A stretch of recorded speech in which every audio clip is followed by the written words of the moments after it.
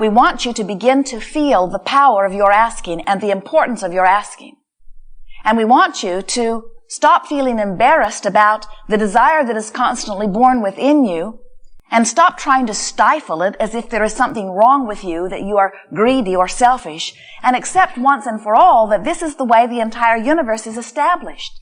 Isn't it a wonderful thing when every perspective, whether it is in a conscious physical human personality or in that of a frog or in that of the cell in one of your bodies, in every microbe that exists with all that is, isn't it wonderful that every one of those vantage points gets to selfishly ask, and isn't it wonderful that every one of those vantage points is answered? And can't you feel how that has to be good for the whole?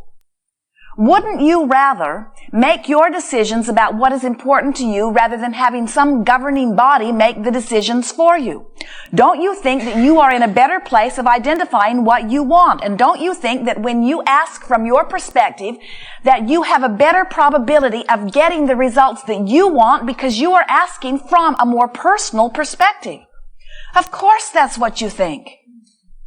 And can't you carry that further to understand that even the cells in your body can do a better job of asking for what is best on their behalf than you possibly could from your further removed vantage point when you cannot even begin to understand what the cells of your body want or need?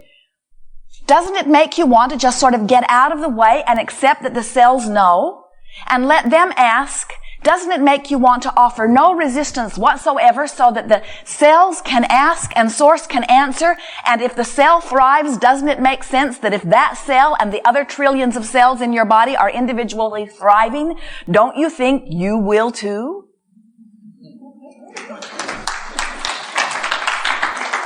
So whether you are looking at the cells in your body that are governed by the personality that is you, or whether you are looking at the people of a nation that are governed by a body, doesn't it make sense to you that as you are individually asking and you are individually answering, doesn't it make sense that anything that you do that keeps you from causing any resistance within you would then put you in the place of more fully receiving what you are asking for? It is our promise to you that when you ask, it is always given. And it is also our promise to you that that which you are asking for, you must not resist if you are to receive it. Which means if you are a vibrational match to that which you are asking for, you will receive it fully.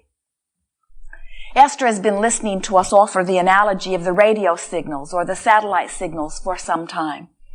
And while she can accept from her human perspective that which Abraham says is probably true, although she has no way of proving it to herself other than from the feeling tones that waft through her, she cannot even tell for sure where we are really transmitting from. She is aware she is getting the signal, and it feels good as it flows. But there is no way for her to really understand on any deep level other than what we say to her, and she trusts that that is true. And so the other day she is watching a television program called How Does That Work? And the program is describing how the radio works. And it is describing that there is an antenna that is out there receiving, literally absorbing the vibration. And the program explained that the vibration of sound is just like electricity. And so the antenna is receiving or absorbing all of this sound. All of this sound. All of the signals that are being transmitted anywhere in the vicinity are being received by this antenna. A sort of cacophony, if it were not for the other components within the radio that recognize the signal that you are asking for, separate the signals that are being offered, and allow in only the one that you have your tuner set to. And Esther said, Abraham, the analogy that you've been offering about the radio is an even better analogy than I knew. Because here it is, everything that has ever been, everything that is being, all blowing around in our environment. It is coming through the television, it is coming through the newspapers, it is coming through the mouths of those who are around us. A cacophony of ideas and beliefs and expectations and desires. And how is it that we keep from being overwhelmed and bombarded? And we said, you set your tuner. You set your tuner by identifying what is important to you, by making statements of your own desire, by getting in sync with the true vibrational nature of who you are. It is a wonderful thing to be focused in this magnificent universe where law of attraction is sorting all things out. And law of attraction is a bit like the tuner in your radio in that it is able to separate and distinguish the signals. And as you are paying attention to the way you feel, you can get so very good at offering more consistently a vibration which then law of attraction matches.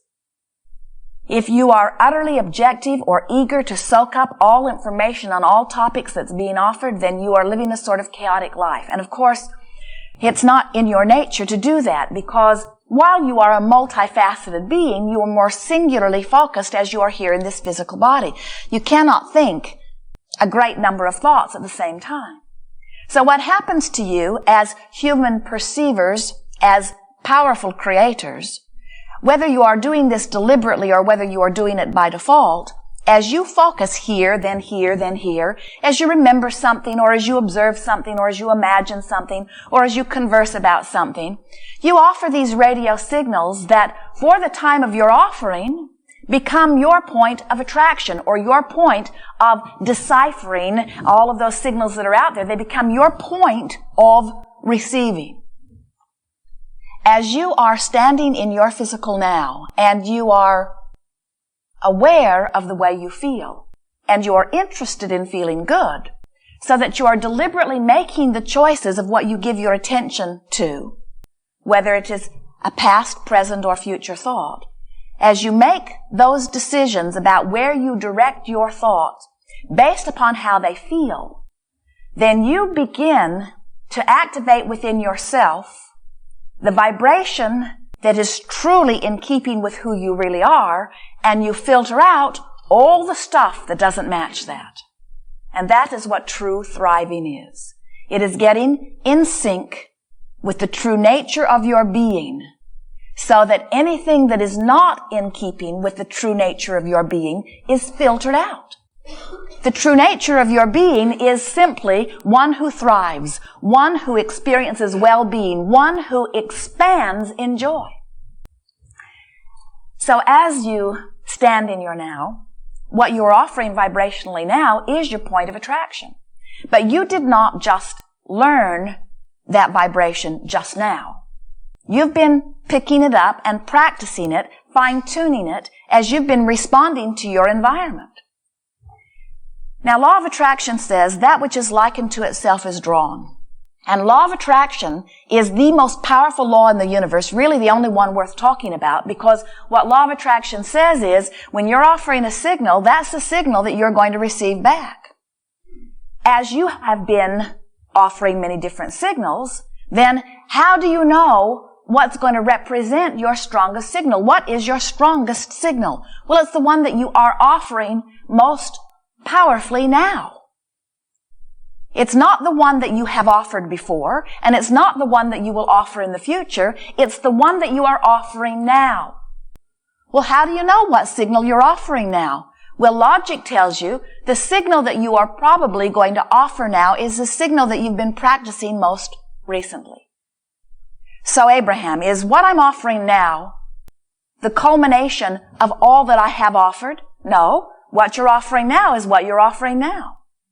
But if when I was 5 this happened and I offered a signal about it, and when I was 6 this happened and I offered a signal about it, don't all of those things that happened when I was 5 and 6 and 10 and 20 and 30 and 40, don't all of those sort of add up to be what I'm offering now? And we say, not in the sense that you offered them and now they are part of your weight and balance, only in the sense that as you practiced them when you were 5, you were probably, unless you made some decision, going to practice them when you were 6.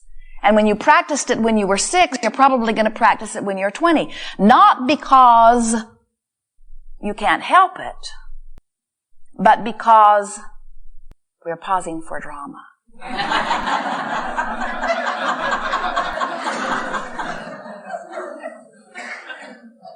Because it was your path of least resistance. It's easier in the middle of an argument to keep arguing. It's easier in the middle of pain to notice pain. Now, some of you who have been paying attention to law of attraction for a while and who have really come to recognize who you are, really who you are troubled with that thought. Because you have come to know that you are pure positive energy. And if you are pure positive energy, then why would it ever be the path of least resistance to deviate from that? And we say you had to practice. You practiced resisting the well-being that is you until that felt more natural. When we talk about the deliberate creative process, we say to you there are 3 steps. The first step is you've got to ask for something, and that comes very easily because the contrasting universe helps you to constantly discern your own preferences. So you are constantly exuding, emanating, oozing, radiating vibrational replications of your desire. Messages to the universe that say, I want this, I desire this, I am this. And law of attraction sorts that out and matches and gives back to you things that match it. So when you desire something, you must be a vibrational match to that which you are desiring in order for the signal completion to occur. So step 1 is ask, step 2 is answer. Both of those steps take place without much conscious awareness for you. Step 3 is you've got to be in a vibrational place where you allow what you are asking for. So the art of allowing, that's what we call this gathering these days, the art of allowing is really saying the path of least resistance. It's saying, I'm going to learn how to get out of the way of the receiving of what I've been asking for. Now, allowing what? Allowing well-being, allowing clarity, allowing wellness on all fronts, allowing the answers to the questions, allowing the well-being that I've been asking for, allowing what I came here to live, allowing the fulfillment of who I really am, allowing the expansion of the universe, allowing all that is good. So can you hear how the path of least resistance and the path of allowing, or most allowing, are really the same path? So when you want something, you've got to not resist it. And how do you not resist it? By being a match to what it is. So when you say, I want more money, and then you say, but I don't have enough money and I'm really suffering in my absence of money, you are not choosing a path of less resistance, you are choosing a path of more resistance because you are amplifying where you stand in your absence of money. And sometimes, without even meaning to, you escalate that resistance all the more. Because you think somehow, maybe it's because of your relationship with your parents, that if you can really make a strong case of how awful it is to live in the absence of something, because all the other kids have it or whatever, that then somehow that well-being or the orchestrator or offerer of well-being, which in the early days to you feels like it's your parent or guardian, will give up the goods. So you stand in the absence of something that you want today, many of you, escalating that absence in order to justify the presence coming without understanding that when you amplify where you stand, you are escalating your resistance rather than decreasing it. And you are sort of stuck in this place where what you want cannot come. And then when it does not come, then you get so creative about explaining why it is not coming, which further escalates the practicing of holding a vibration. We want you to understand that once you've meditated and you're in vibrational sync with who you really are, the path of least resistance is always a positive, good-feeling thought. But when you're in the middle of something that feels awful and you've got that energy flowing, then sometimes escalating what is going wrong feels easier to you. And we just want you to understand that with far less effort than you think, If you will take the time to get into sync with who you really are by basking more, by appreciating more, by looking for positive aspects more, by saying sweet words, by doing things that feel good, by meditating, by reaching for thoughts that feel good when you think them, and by staying within them long enough that you really begin to achieve a full vibrational pattern within the entirety of your being,